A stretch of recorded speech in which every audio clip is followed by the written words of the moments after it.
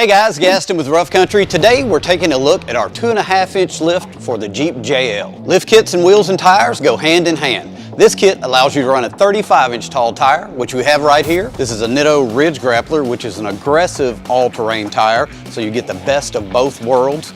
The rideability of the all-terrain tread and the aggressive good looks of a mud tire on the sidewall. So combined, the larger wheels and tires and the lift kit are going to give us our overall lift. Now the lift kit's going to raise the vehicle to allow for the larger tires, and we combine both of those and we get exactly what we want. This is a spring replacement kit.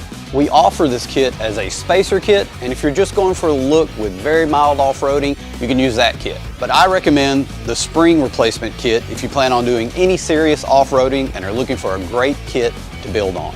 We also include extended sway bar links front and rear, as well as bump stop spacers front and rear. And the kit also has several shock options, and we'll take a look at those now. We're going to start with our N3 Premium Shock Absorber. This is a nitrogen charged shock.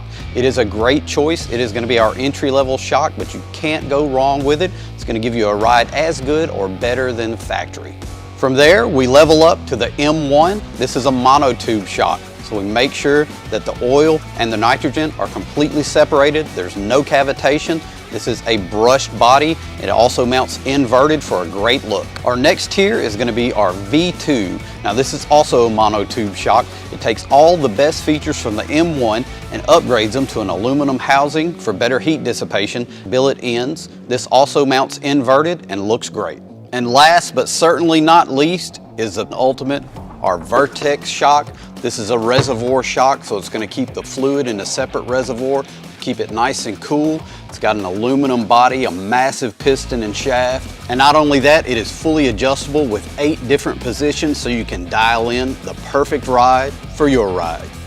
Installation of the kit is very simple. We allot 3 to 4 hours for it. There's no cutting, no special tools required. You can easily do it at home with a ratchet set, a couple of jack stands, and a jack. To see just how easy this installation is, click on this card and we'll go through it together. And soon your Jeep will be ready for even more rough country parts, maybe the spare tire relocator and the tailgate reinforcement. Whatever's next for you and your JL, you'll find it today at roughcountry.com.